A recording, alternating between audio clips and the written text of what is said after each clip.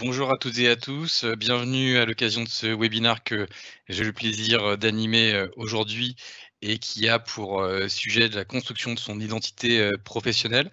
Pour me présenter à vous en quelques mots, je suis Mickaël Parot, je suis le business manager, en charge des départements de l'immobilier, du BTP, de la maîtrise d'œuvre, ainsi que du génie électrique et climatique, pour la France, et le Luxembourg.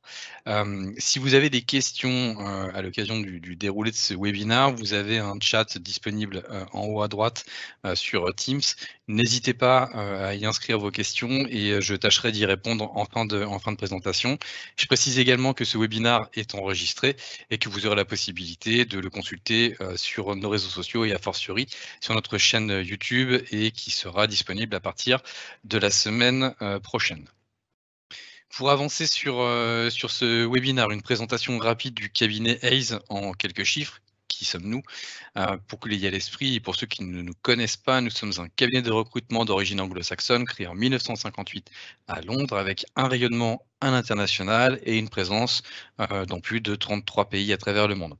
Une organisation de notre business structurée autour de 25 divisions spécialisées, dont les 4 que j'ai préalablement citées, à savoir l'immobilier, le BTP, la maîtrise d'œuvre ainsi que le génie électrique et génie climatique, qui sont des divisions phares et clés chez nous, puisque si on se recentre maintenant sur notre intervention au niveau national, c'est par ces secteurs d'activité que nous avons développé nos activités. Donc nous justifions aujourd'hui de plus de 20 années d'expérience sur les métiers de l'art de construire dans son ensemble.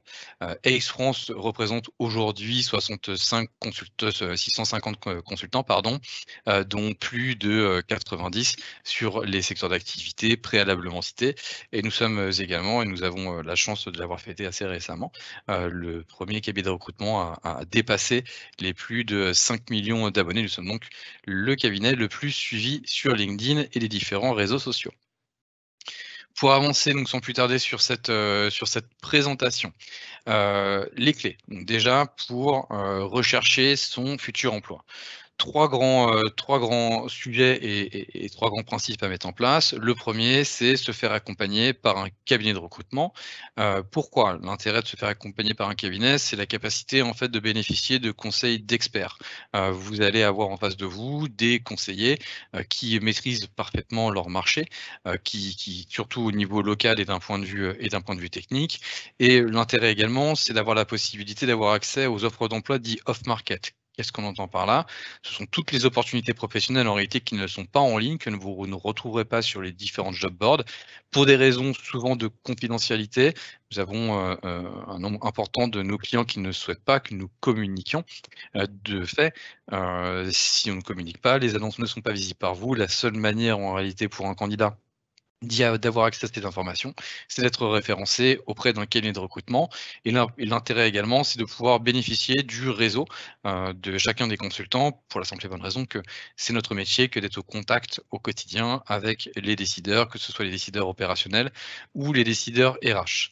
Le conseil que nous vous donnons, c'est de vous faire référencer auprès d'un ou 2 cabinets de recrutement, maximum. Il y a un adage qui dit que, la rareté donne du prix à la chose. C'est très vrai en tout cas dans notre secteur d'activité et j'insisterai également sur le fait de se faire référencer auprès d'un cabinet de recrutement qui est spécialisé, dans son secteur d'activité pour pouvoir bénéficier des conseils les plus pertinents possibles.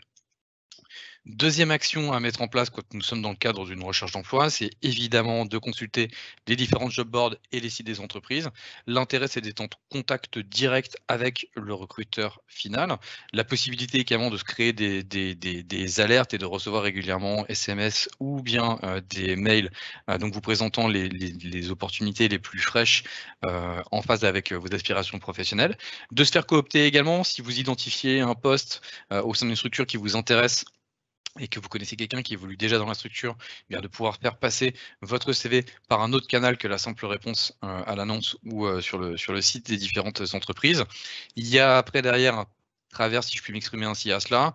C'est l'important, c'est de consulter régulièrement les sites et surtout de tenir à jour une liste des opportunités. Mon conseil, c'est de vous créer en réalité un fichier Excel au sein duquel vous allez référencer l'ensemble des opportunités sur lesquelles vous avez candidaté en indiquant la date à laquelle vous avez envoyé votre CV, le nom de la structure et l'intitulé du poste. Pourquoi je vous dis ça? Simplement parce que vous allez être rappelé très certainement par la suite par les recruteurs. Le conseil, c'est ne décrochez pas immédiatement votre téléphone. Il n'y a pas d'intérêt ou d'urgence en tout cas à se jeter sur son mobile. Laissez votre interlocuteur vous laisser un message, écoutez-le, reconsultez votre liste et rappelez-le par la suite. Pourquoi? Pour pas être pris au dépourvu, simplement parce qu'un recruteur, traditionnellement, n'apprécie pas quand, il échange avec un candidat qui ne se souvient pas de l'opportunité pour laquelle il a répondu. Surtout quand on a une démarche, on va dire, d'envoi de CV de manière un peu volumique, et je le comprends, c'est pas forcément évident de se rappeler de toutes les opportunités auxquelles on a candidaté, mais voilà, ça montre déjà que vous avez postulé à l'entreprise X, pour une raison bien précise. Donc j'insiste là-dessus, tenez à jour régulièrement ces listes, en tout cas des opportunités sur lesquelles vous avez candidaté. Troisième point, et j'espère qu'aujourd'hui c'est le cas pour tous les participants à ce webinar, c'est votre présence et votre identité sur les réseaux sociaux. Indispensable aujourd'hui, quand je parle des réseaux sociaux, j'entends bien évidemment LinkedIn pour rester centré sur un outil professionnel.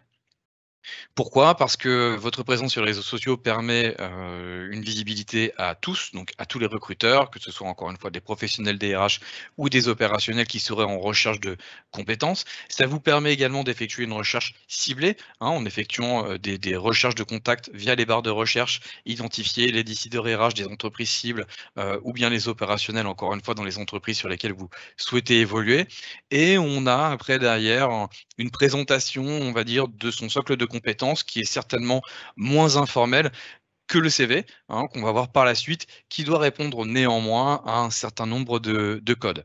Important, en revanche, quand on crée son profil sur les réseaux sociaux, de respecter certains codes, d'utiliser des bons mots-clés. Pourquoi? Parce que LinkedIn fonctionne avec un algorithme de matching et il faut pousser cet algorithme à promouvoir notre profil. Ça fait partie des points que nous allons aborder au cours de cette présentation. Première étape donc, le CV. Construire son offre de service. Quand on crée son CV, il faut avoir quelque part une sensibilité marketing, je dirais. Je vous ai mis des illustrations, sur ce slide de presse spécialisée. Ce sont des outils en fait qui donnent envie de les lire, envie de l'acheter, envie de consommer ce qu'il y a à l'intérieur. Le CV en fait concourt du même principe. Il y a 3 grands points sur lesquels on ne peut pas, transiger. C'est 1, la qualité de la mise en page. On fait attention à, comment dire? La typologie qu'on va choisir, au code couleur qu'on va, mettre sur notre CV. Bref, il faut que le CV déjà soit propre, bien aligné, bien structuré. Un titre accrocheur. Quand j'entends un titre accrocheur, c'est notamment un intitulé de poste et un intitulé de poste courant. Si je dois faire, une analogie avec, un secteur que je connais bien, donc à savoir celui de la maîtrise d'œuvre, ne marquez pas sur votre CV en titre, maître d'œuvre ou maître d'œuvre d'exécution. Pour la simple et bonne raison que maître d'œuvre ou maître d'œuvre d'exécution, ça n'est pas un métier, c'est une mission. Si vous exercez des fonctions de travaux, vous allez indiquer conducteur de travaux et vous pouvez préciser en dessous en quelques lignes ou dans un encart profil, on va le voir par la suite, que vous exercez votre métier de conducteur de travaux au sein d'un cabinet de maîtrise d'œuvre ou au sein d'une structure d'ingénierie avec des missions de maîtrise d'œuvre d'exécution. Et le titre que vous devrez faire apparaître sur votre CV, conducteur de travaux, responsable de travaux, bref, prenez les appellations qui sont courantes et classiques. Pourquoi encore une fois? Parce que les recruteurs, quand ils vont rechercher votre CV, ils vont taper un certain nombre de mots-clés et notamment des intitulés de postes qui correspondent précisément à ce qu'on retrouve sur le marché. En termes de contenu, cette fois, toujours des contenus, encore une fois, donc en phase avec les attentes du lecteur. Vous êtes ingénieur études de prix au sein d'une entreprise générale, bien préciser de manière assez précise les lots sur lesquels vous chiffrez. Est-ce que vous chiffrez le gros œuvre? Est-ce que vous chiffrez les corps d'état techniques? Est-ce que vous chiffrez les corps d'état secondaires en TCE? Sur quel type de projet? Est-ce que c'est du logement? Est-ce que c'est du bureau? Est-ce que c'est de l'ouvrage fonctionnel? Les montants, hein, également des opérations ou des affaires sur lesquelles vous travaillez. Bref, faites ressortir un certain nombre de mots-clés et d'informations clés qui seront extrêmement utiles pour promouvoir votre candidature aux yeux des recruteurs, encore une fois, RH ou opérationnels. Concrètement, le CV, la rédaction d'un CV nécessite de faire des choix. Pourquoi? Vous allez travailler sur votre offre de compétences. Qu'est-ce que vous avez à vendre derrière au recruteur ou à l'entreprise au sein de laquelle vous souhaitez travailler? Donc, on va toujours préciser, comme je vous l'ai dit, je réinsisterai plusieurs fois dessus parce que je vois encore trop de CV sans titre ou en tout cas sans le nom du poste recherché ou alors avec des appellations qui sont parfois, excusez l'expression, mais un peu farfelues. Donc, toujours en haut du CV, le titre du poste que l'on vise. J'indique derrière mes compétences, j'indique mes réalisations, j'indique mes formations, j'indique mes hobbies, mais on le fait systématiquement, hein, avec le but visé, à savoir en quoi les informations que je communique sur mon CV sont intéressantes et pertinentes pour le poste que je vise. On va éviter en réalité de partir sur des lieux communs ou d'indiquer des informations qui seraient trop générales. Je structure 3 grands principes à retenir. Le CV, il doit être relativement simple.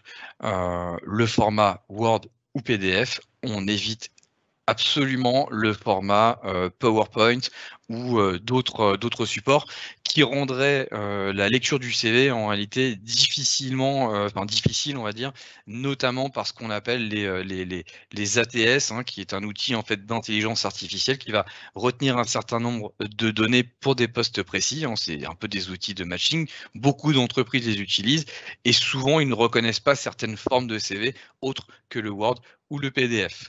Également, sur la typologie qui est utilisée, on prend une typo la plus standard possible, de l'Arial ou du Calibri avec une police située entre 9 et 12, mais pas plus gros et pas plus petit. On évite également les logos des entreprises dans lesquelles vous avez pu travailler ou réaliser vos stages. De la même manière, ça rend parfois le CV déjà un peu lourd, pas forcément lisible et ce n'est pas forcément toujours traité par les ATS et ça va mettre des champs de code qui rendent votre CV en réalité illisible. On met en évidence après derrière un certain nombre de mots-clés, on réutilise encore une fois les bons intitulés de poste, c'est ce que je vous disais. On va respecter un certain formalisme. Alors ce formalisme, en réalité, il va s'adapter en fonction de vos expériences, que vous soyez un profil débutant, jeune diplômé, un profil un peu plus confirmé ou un profil senior, même si j'aime pas cette expression-là, donc on l'appellera plutôt expérimenté. Je vais vous le montrer juste par la suite. Et néanmoins, même si ça respecte un certain formalisme, essayons de mettre une petite touche de personnalité, on va dire, sa patte pour essayer de se démarquer, mais encore une fois, sans partir dans des extrêmes.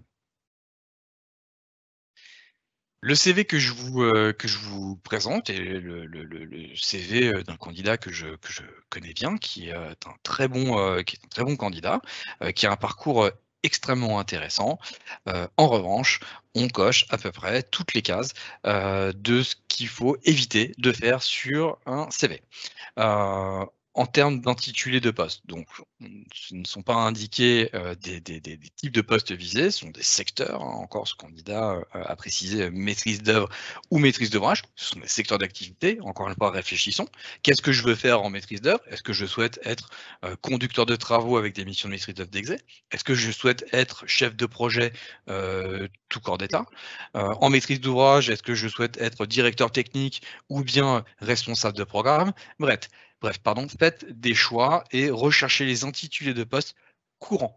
Vous les trouverez de toute façon systématiquement sur les différentes annonces que vous verrez en ligne.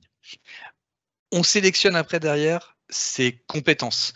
Le candidat présent a une expérience en promotion immobilière, en cabinet d'ingénierie, en entreprise générale et nous a indiqué en réalité tout ce qu'il a fait et tout ce qu'il est capable de faire. Très bien, mais faites des choix. Sélectionnez les compétences clés et sélectionnez ces compétences toujours au regard du poste que vous visez. Et ensuite, on soigne la mise en forme.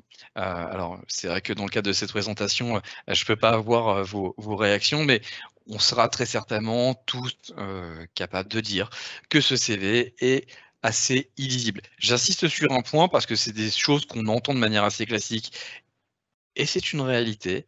Un recruteur, ne passe pas plus de 30 secondes à 1 minute sur la lecture du CV. Il faut donc que ça aille vite et que les informations recherchées puissent sauter très rapidement, à l'œil de celui qui va consulter votre CV. Donc cette forme, on oublie.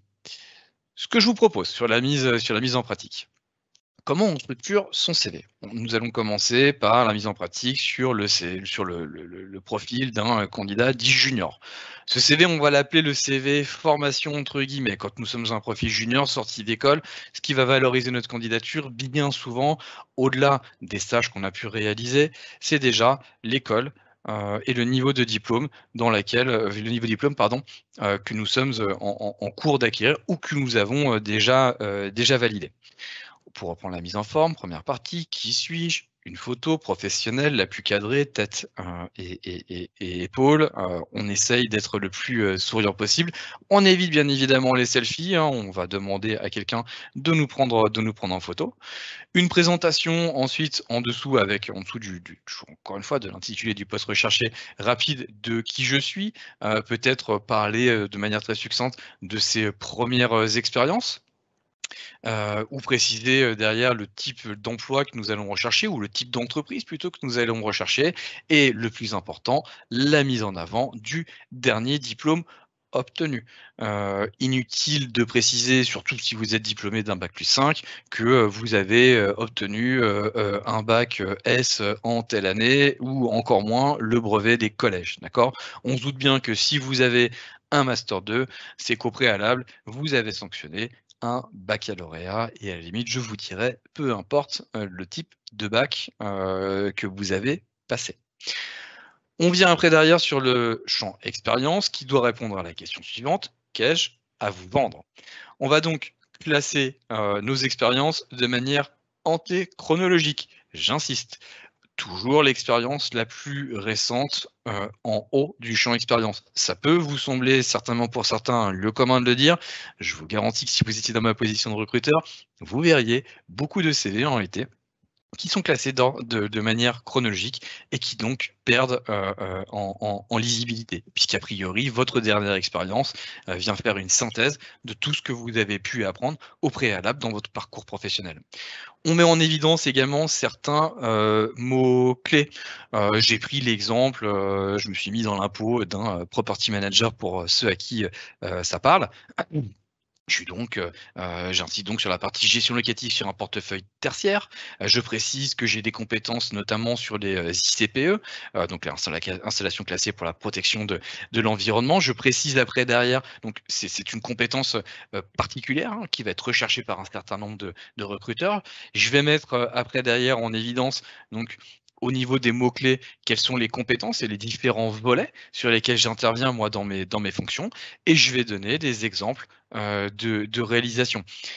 Pas utile de noter l'ensemble des projets sur lesquels vous êtes, intervenu. Si je prends l'exemple d'un ingénieur études de prix, tiens, on en parlait tout à l'heure.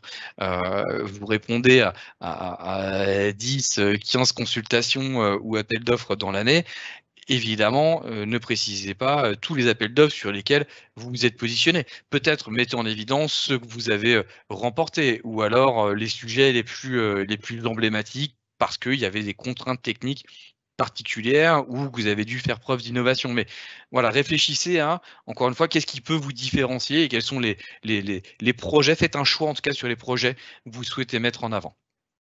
Sur la partie compétences particulières et notamment sur la partie, linguistique, nous allons mettre en évidence ces compétences si ce sont des compétences particulières avérées. Typiquement, si vous justifiez, d'un niveau d'anglais, avec, un niveau d'anglais, scolaire comme on peut le voir, ne l'indiquez pas, il n'y a aucun intérêt.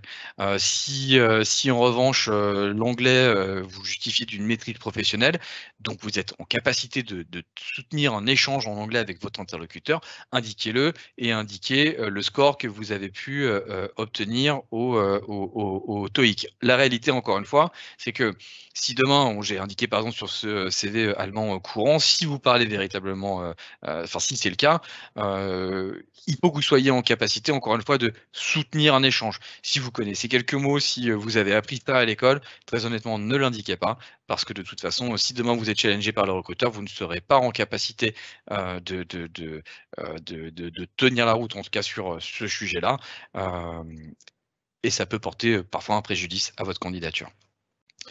Un point également important sur les centres d'intérêt, qu'est-ce qui me différencie des autres?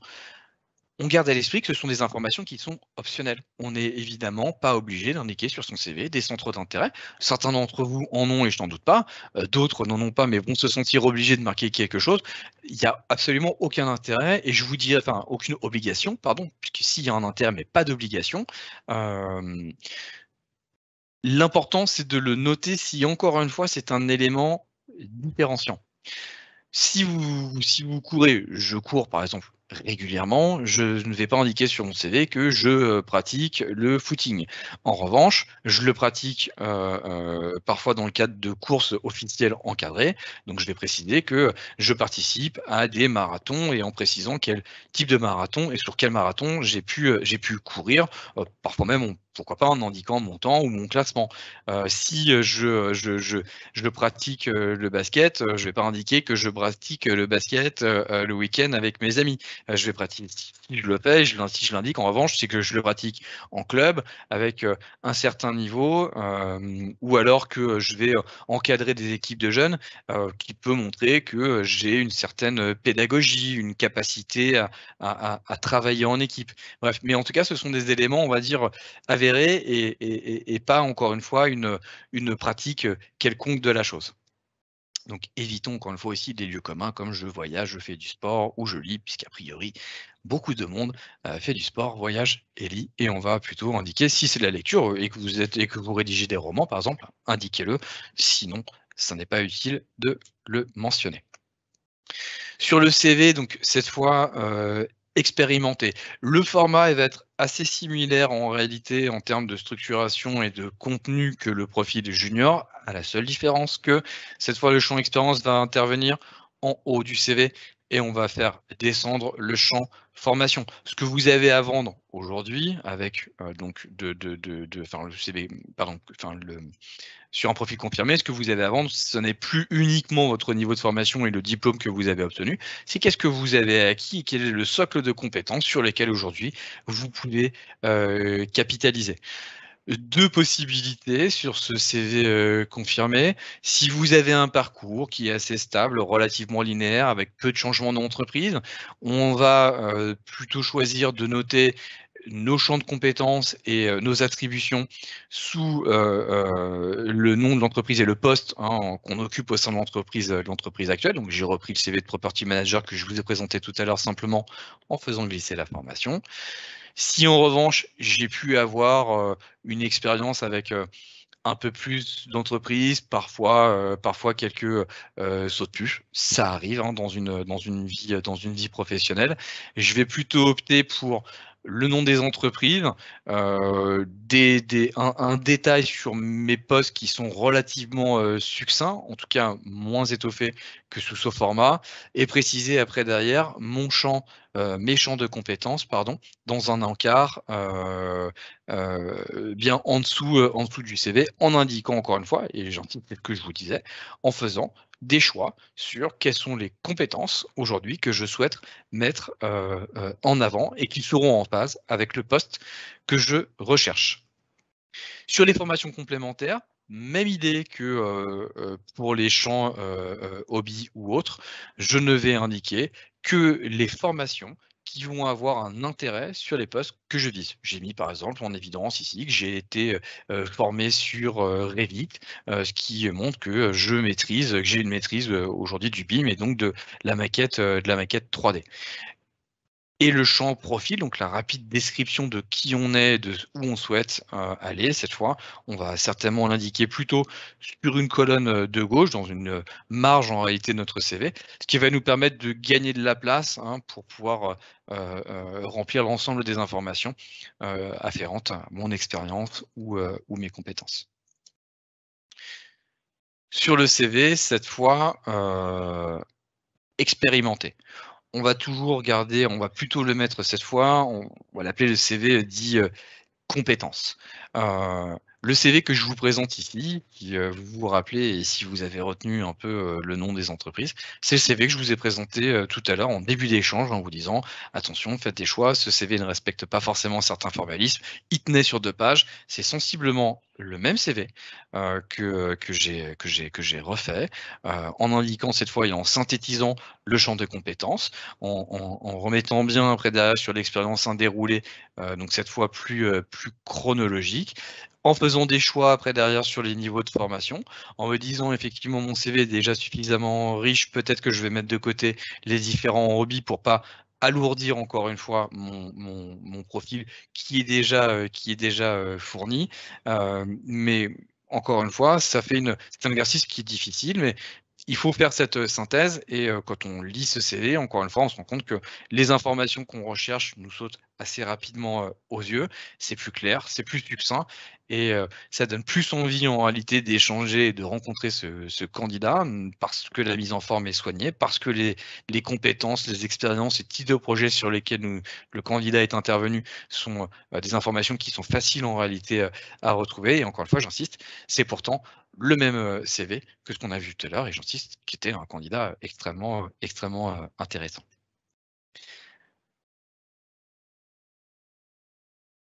Donc pour réinciter, toujours vous gardez en tête, votre CV répond à ces 3 questions. Qu'est-ce que j'ai à vous vendre? Qui suis-je? Et qu'est-ce qui me différencie des autres? Et qu'on structure encore une fois de manière un peu, différente en fonction, de notre expérience et de ce qu'on a pu, avoir comme vie professionnelle. Nous avons terminé pour le CV. Je passe maintenant à un deuxième outil donc indispensable qui concerne les réseaux sociaux et en l'occurrence LinkedIn. Quelles sont les meilleures pratiques pour gagner en visibilité, pour rechercher et interagir par la suite avec les entreprises et les recruteurs cibles? Un point très important, LinkedIn est un réseau social professionnel et j'insiste sur le professionnel. Je vois encore, beaucoup trop de candidats qui font une confusion entre, LinkedIn, Facebook, Instagram, Twitter, même si, je connais moins, ces réseaux sociaux. Bref, j'insiste sur ce point, dissocier. Dissocier LinkedIn de Facebook et des autres réseaux sociaux. Pourquoi? Parce que l'objectif de ce réseau social, c'est de promouvoir son identité professionnelle, de construire une qualité de réseau et de s'informer, de partager son expertise sur un secteur d'activité qui nous concerne. Ça veut dire quoi? Ça veut dire que dans votre réseau, vous n'allez pas demander en contact, vos amis. Ça, vous le faites sur Twitter, vous le faites sur, Facebook, sur Instagram et tant d'autres réseaux sociaux qui sont là pour ça. Non, vous allez rentrer en contact avec des professionnels qui exercent le même métier que vous ou qui gravitent, on va dire, dans un environnement qui est connexe au vôtre. En tout cas, tout professionnel en capacité d'échanger avec vous sur, la réalité de votre métier ou de votre secteur. Pour se mettre en avant et parce que certes, c'est encore une fois un lieu commun de le dire, mais la première impression, pardon, compte donc il est important de bien choisir sa photo. Photo LinkedIn, la même chose que sur les CV, souriant. On peut mettre un filtre, mais évitons le plus possible de le faire. On va dire que la photo noir et blanc, ça va. En revanche, les filtres, Snapchat, ou autres, on évite. Encore une fois, peut-être certains d'entre vous, je le vois pas malheureusement, mais sont en train de sourire derrière votre écran. Je vous garantis, j'ai plus de 10 000 contacts, dans mon réseau LinkedIn.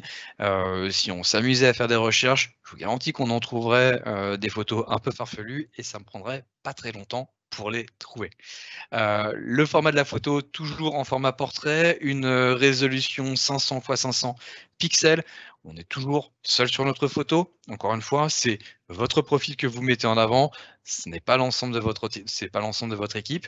On évite également, pareil, de mettre un avatar ou le logo de votre entreprise. Alors, c'est bien, c'est très corporate, mais encore une fois, ce n'est pas votre entreprise que vous mettez en avant, c'est vous en tant que professionnel et votre photo, pardon, vous la rendez publique. Je vais vous montrer, par la suite comment on fait pour mettre sa photo notamment en public. Pourquoi je vous donne toutes ces informations-là? Simplement parce que un profil qui est bien structuré, notamment avec cette photo, est consulté 15 fois plus et reçoit 30 fois plus d'emails ou demandes de mise en contact. C'est pas moi qui sors ces chiffres-là, ce sont les chiffres de LinkedIn et ce sont des sujets qu'on a évidemment pu vérifier. Alors, très rapidement pour faire le switch, je vous montre pour ceux qui ne le savent pas, vous allez sur votre page d'accueil, vous cliquez sur votre profil, vous cliquez ensuite sur votre photo et ici vous avez le choix de le mettre, hop là, soit uniquement disponible à vos relations, soit à votre réseau, soit tous les membres LinkedIn, soit public. Je vous conseille de le faire. Ça veut dire qu'on pourra vous retrouver, certes par LinkedIn, mais par l'ensemble des moteurs de recherche. C'est très clairement le conseil qui est donné à tous les candidats qui souhaitent se créer un profil sur le réseau social.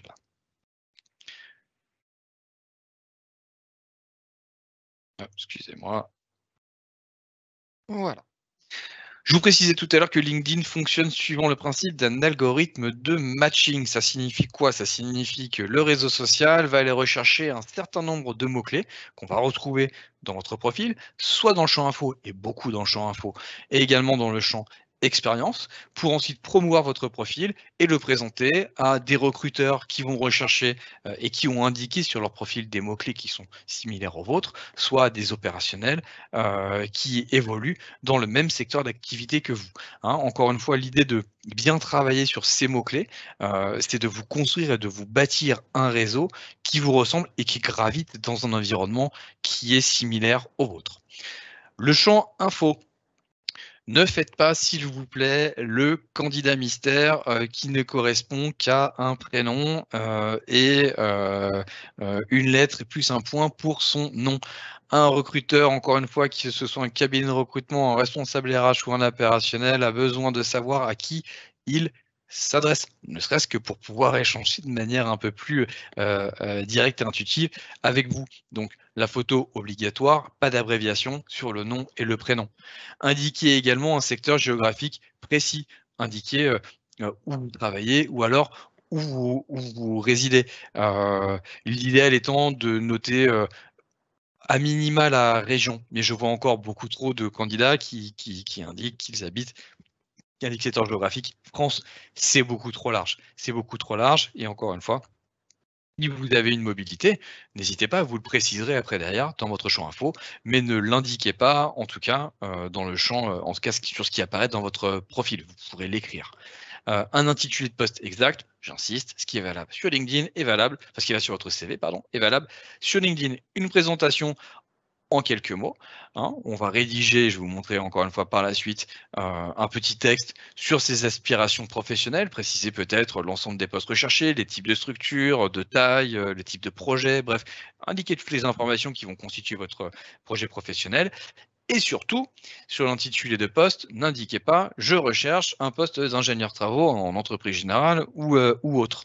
Si vous êtes en recherche d'un emploi, vous allez indiquer sur à côté de votre photo de profil le badge Open to Work. Encore une fois, quand le recruteur va faire sa recherche mot-clé, il ne tapera pas dans sa barre de recherche je recherche un candidat, ingénieur travaux, blablabla. Il tapera uniquement ingénieur travaux. Si vous ne le faites pas, votre profil ne ressortira pas. Comment on met le badge notamment Open to Work? Encore une fois, c'est relativement simple et comment on complète l'ensemble de ces infos? Quand vous êtes sur votre profil, hop, vous cliquez ici sur le petit crayon. Je vais peut-être aller un peu vite, je vais vous remontrer. Vous avez ici le petit crayon, vous cliquez dessus et vous avez la possibilité donc d'indiquer votre prénom, votre nom et le titre ensuite exact de votre poste.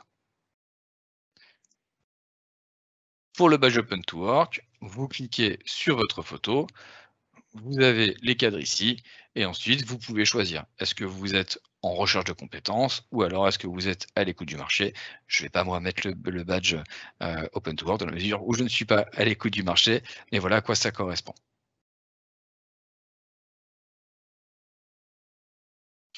Sur le champ expérience, cette fois, On va essayer de pareil, de le faire de manière un peu succincte, mais j'insiste. Ici, c'est la présentation de votre parcours professionnel, vos aspirations. Ici, sur ce champ expérience, ça va être vos réalisations. Qu'est-ce que vous avez, fait et quelles sont les missions, sur lesquelles, vous êtes positionné dans le cadre du poste que vous occupez actuellement? Pourquoi après derrière, on va essayer de le différencier un peu du CV, c'est que dans ce champ expérience, vous n'allez pas indiquer l'ensemble des missions que vous avez réalisées pour l'ensemble de vos expériences. Vous n'allez détailler en réalité que la dernière expérience et le dernier poste que vous occupez. Autre point important, si vous avez eu des évolutions au sein de votre entreprise, si on prend, prenons l'exemple des profils en travaux, tiens, en entreprise générale, vous avez démarré ingénieur travaux principal, vous êtes aujourd'hui, chef de groupe travaux au sein de l'EG, X ou Y. Ne créez pas une nouvelle expérience à chaque fois, vous faites apparaître en réalité vos promotions, hein, vraiment sans créer de nouvelle expérience. L'idée étant que le recruteur puisse voir très rapidement, votre seniorité au sein de la structure. Et je vous précisais, on ne détaille que le dernier, poste, sauf s'il y a une différence assez notable, on va dire, entre le dernier poste que vous occupez, ou en tout cas le poste que vous occupez actuellement et celui que vous avez pu avoir, au préalable. Techniquement, comment ça se passe? Votre champ expérience, voilà, moi j'ai mon champ info ici, donc quand vous déroulez, vous cliquez sur le petit stylo ici et vous pouvez préciser après derrière, on a 2 600 caractères, donc on a quand même de quoi faire, heu, une petite synthèse de qui vous êtes, repréciser les types de projets, ce que vous voulez, bref, sur lesquels vous intervenez pour encore une fois que l'algorithme aille rechercher un certain nombre de mots-clés. Une fois que c'est bon, vous l'enregistrez et après derrière, vous avez ici votre champ expérience. Donc si je veux rajouter une expérience donc dans une nouvelle entreprise, vous l'avez vu, je vais cliquer ici sur le petit plus, je vais rechercher l'entreprise et je vais repréciser après derrière mon poste. Si en revanche, je veux, rajouter une promotion que j'ai eue au sein de l'entreprise dans laquelle j'évolue depuis, X temps, je vais cliquer ici et je vais le faire via le petit stylo. Comme je vous disais, si on reprend sur mon parcours, j'ai pas détaillé, toutes les évolutions que j'ai détaillé les évolutions, mais pas le contenu des différentes missions, puisqu'en réalité, il n'y avait pas une différence fondamentale entre mon poste de consultant senior ou celui de consultant principal, voire même celui de manager. En revanche, entre mon poste de senior manager et le poste que j'occupe actuellement, à savoir celui de business manager, les attributions ne sont pas les mêmes. J'ai donc donné du détail sur ces deux postes.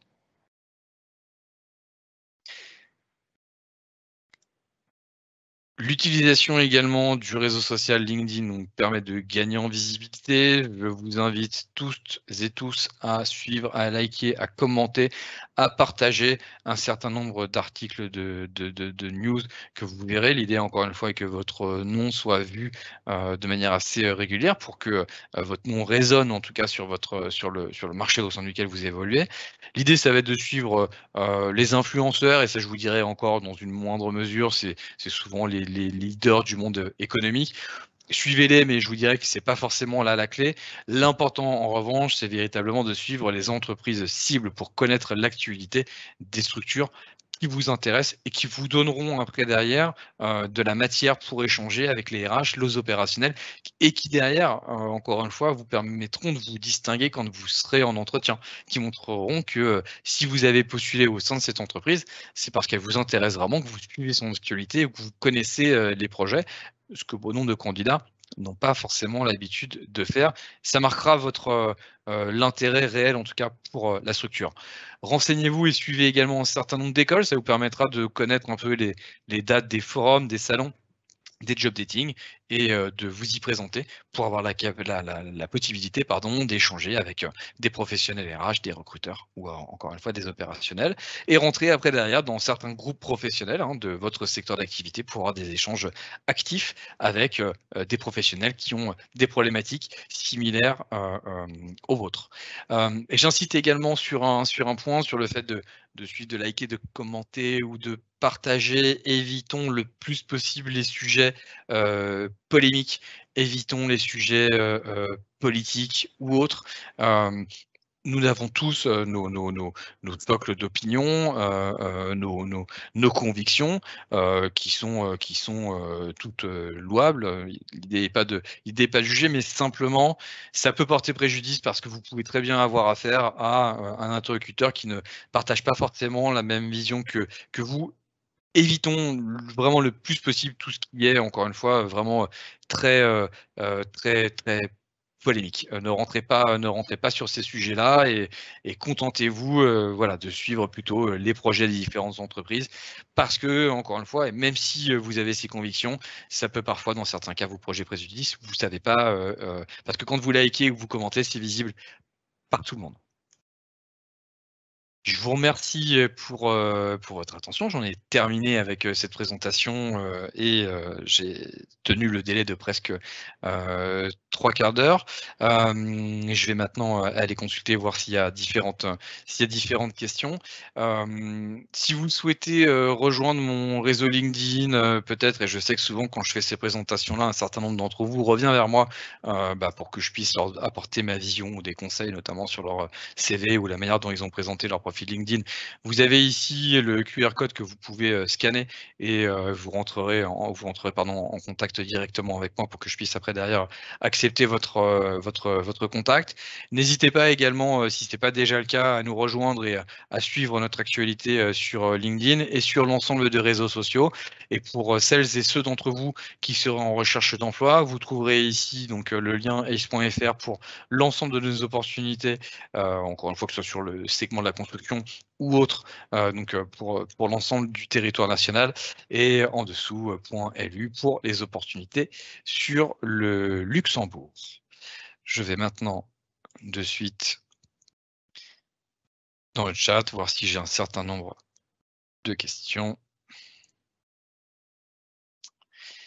Alors, j'ai une question de Paul qui nous demande: «Comment répondre aux messages privés sur LinkedIn, surtout, quand on sent que c'est plus de la chasse?»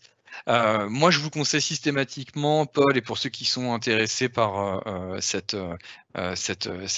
question, de prendre le temps de répondre. Alors, nous, on essaye et j'ose espérer en tout cas que les consultants TAS le font, de personnaliser le plus possible le message parce que, je considère aujourd'hui qu'il faut avoir une approche la plus fine et la plus personnalisée possible. On vous écrit à vous, Paul, et on n'écrit pas à un autre parce que en réalité, c'est votre profil pour X ou Y raison qui nous intéresse. Néanmoins, moi, je vous conseille très honnêtement de prendre le temps d'y répondre. Ne serait-ce que pour dire que vous n'êtes pas, intéressé, parce que sait-on jamais, la réalité d'aujourd'hui n'est pas celle de demain et que, peut-être vous aurez besoin, à court, moyen ou plus long terme, des conseils, soit d'un responsable RH, soit d'un cabinet de recrutement. Donc prenez le temps d'y répondre avec le plus de tact, possible. Une question de Julie: «Est-il plus pertinent de se connecter, avant ou après l'entretien d'embauche avec le recruteur?» Bonne question. Mon conseil, c'est connectez-vous plutôt après l'entretien. En revanche, allez consulter son profil avant. Pas forcément si c'est un recruteur, cabinet de recrutement ou responsable RH d'une entreprise parce que, en réalité, vous n'aurez pas le même parcours. En revanche, si vous êtes en entretien avec un opérationnel, il y a parfois des biais dans l'entretien. Heu, Votre interlocuteur va se reconnaître en vous parce que vous avez fait la même école. Tout ça, c'est des cartes en réalité qu'il faut jouer, qu'il faut mettre en avant, parce que souvent ça porte en réalité une candidature. Donc je vous conseille de 1, vous connecter, heu, après avoir rencontré votre interlocuteur, mais surtout de consulter le profil avant l'entretien. Et quand vous êtes connecté, donc à l'issue de l'entretien, toujours, accompagner cette demande de mise en relation, peut-être par un petit mail de remerciement. C'est toujours apprécié. Une question de Caroline: «Si nous avons beaucoup d'expérience, pouvons-nous faire un CV de plusieurs pages ou est-il préférable de le faire tenir sur une page?» Ma réponse, Caroline, c'est que le CV sur 2 pages ne me dérange pas, mais n'allez pas au-delà de 2 pages. Après, c'est beaucoup trop lourd, c'est illisible, et surtout, encore une fois, et c'est ce que le message clairement que je voulais vous faire passer, un CV, même si vous avez beaucoup d'expérience, Caroline, vous devez être en réalité en capacité de le faire tenir sur une page si vous faites des choix. N'indiquez pas, toutes les compétences. Si vous avez des expériences antérieures qui n'ont pas grand-chose à voir ou en tout cas qui n'apportent pas de plus-value sur le poste que vous visez, je ne vous dis pas de pas les noter. Indiquez bien la structure et le type de poste que vous exerciez au sein de l'entreprise. En revanche, vous n'êtes pas obligé de donner le contenu, des différentes, prérogatives que vous aviez, parce que ça n'apportera rien en réalité à votre candidature, encore une fois, sur le poste, visé. Une question de Pascal: «Connaissez-vous des outils pour faire un CV moderne et esthétique?» Je connais pas de j'aurais pas de site comme ça à vous citer Pascal, mais très honnêtement, je pense qu'en regardant sur internet, vous trouverez, de manière assez facile, ou au pire on pourrait échanger ensemble, pour que je vous donne, certaines trames que j'ai moi-même conçues.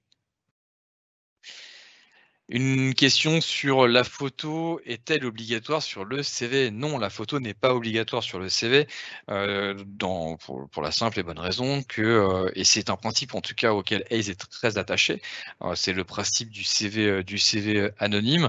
Alors le CV anonyme, encore une fois, c'est toujours un vaste débat, puisque, la réalité, c'est que votre candidature est anonyme, peut-être le temps, de l'analyse de votre CV, mais après derrière, quand on vous rencontre, on voit de toute façon à quoi vous ressemblez. La photo est pas obligatoire. Moi, je vous dirais que très honnêtement, en tant que recruteur et chez Hayes, on n'en a pas grand-chose très honnêtement, à faire parce que c'est pas les sujets, qui nous intéressent. Certains recruteurs, ils sont, plus sensibles.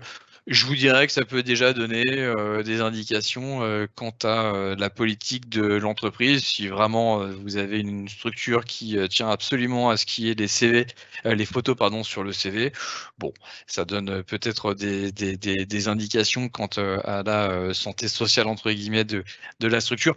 Ce que je veux dire par là, c'est que je ne suis pas garanti que ce soit un très bon indicateur. J'insiste là-dessus, ce qui nous intéresse, sur un CV, c'est pas ce à quoi vous ressemblez, c'est qu'est-ce que vous êtes en capacité de vendre et qu'est-ce que vous avez acquis en termes de, compétences. Autre question, bonne question: doit-on accepter toutes les demandes de connexion sur LinkedIn? Alors, malheureusement, cher anonyme, j'ai pas votre, j'ai pas votre prénom, mais la réponse évidemment, elle est non. N'acceptez pas toutes les demandes de connexion sur LinkedIn. Sur LinkedIn, vous n'accepterez que les demandes de connexion de professionnels qui ont quelque chose à vous apporter. Quand je dis quelque chose à vous apporter, c'est, heu, si vous êtes ingénieur travaux en entreprise générale et qu'un ingénieur études de prix, vous demande en contact, ça match, vous êtes dans le même secteur d'activité. Si un DRH, du groupe, Bouygues vous demande en contact, et que vous évoluez vous-même côté entreprise générale, ça match. C'est un responsable RH certes, mais qui gravite dans un environnement qui est connexe, au vôtre ou en tout cas des entreprises qui sont susceptibles de vous intéresser. Un cabinet de recrutement spécialisé, on en parlait tout à l'heure, pareil, ça match. En revanche, vous êtes dans le secteur de l'entreprise générale, sur des fonctions travaux ou autres et vous avez, un, directeur des, systèmes d'information, qui travaille au sein d'une ESN qui vous demande en contact. A priori, vous n'aurez pas grand-chose à voir avec lui en termes d'interaction. Il n'y a pas d'intérêt. N'acceptez pas la candidature. Ça n'apportera pas grand-chose, en tout cas, à la qualité de votre réseau. Une autre question: «Bonjour, comment se définir sur LinkedIn quand notre profil est mix, commerce, travaux, études?» Et que nous sommes ouverts à tout. Eh bien, écoutez, encore une fois, cher anonyme, je ne sais pas dans quel secteur vous évoluez, mais en tout cas, sur le secteur de la construction, personnellement, j'appelle ça un chargé d'affaires. Préciser chargé d'affaires, en intitulé de poste. C'est l'appellation courante, en tout cas, pour des candidats qui vont avoir des compétences sur je vais rechercher, du business, auprès, d'un maître d'ouvrage, ou bien de structures de maîtrise d'œuvre. Je pilote après derrière l'ensemble des études de conception, le chiffrage et après derrière, je suis les travaux, parfois même avec, l'appui d'un conducteur de travaux. Mais l'intitulé de poste, pour moi, que vous pourriez indiquer, hein, encore une fois, je ne sais pas dans quel secteur vous êtes, mais pour moi, c'est plutôt celui de chargé d'affaires et vous précisez après derrière, dans le champ profil que je vous ai montré tout à l'heure, que, vos activités curiosité, dans le champ profil ou dans le champ expérience d'ailleurs, vous pourrez intervenir sur les missions suivantes: développement du business et votre activité de commerce, suivi de la conception et des études, ainsi que suivi des travaux. Et préciser, alors cette fois donc plutôt dans le champ profil, qu'un poste aussi bien en études que en travaux ou bien uniquement sur de la recherche d'affaires est susceptible de vous intéresser. Que j'ai d'autres questions? Quels soft skills peut-on mettre en avant sur le CV? Alors, je suis peut-être, alors c'est une vraie question, c'est une vraie bonne question, ça fera peut-être d'ailleurs l'objet d'un autre webinar. On dirait pas comme ça, parce que je sais que je fais très jeune, mais en réalité, j'ai une quarantaine d'années, et je suis un peu de la vieille école. Les soft skills, très honnêtement, c'est pas forcément les sujets que, à titre personnel, je vais regarder. Je sais que certains recruteurs, ils sont assez ou en tout cas plus sensibles. Je vais pas avoir la réponse honnêtement à cette question parce que encore une fois sur la manière dont moi je vais traiter une candidature, c'est pas forcément, les sujets que je vais regarder et je vais plutôt, m'intéresser à quelle est la compétence avérée. J'ai répondu, à l'ensemble de vos questions, me semble-t-il. Il ne me reste plus qu'à, vous remercier pour, votre participation. J'espère que vous aurez, trouvé, un certain nombre d'informations, intéressantes, et qui vous, serviront par la suite pour, construire, encore une fois votre identité professionnelle de la meilleure des manières et j'en profite également, pour remercier, Manon, Roubalet, au sein de notre service communication marketing, pour, son appui, quant à l'animation et la préparation de ce webinar. Encore merci à tous, excellente fin de journée et j'attends de vous tous que vous construisiez maintenant, un CV le plus clair et professionnel possible et que, vos profils LinkedIn soient parfaitement à jour. À très bientôt. Merci beaucoup. Au revoir.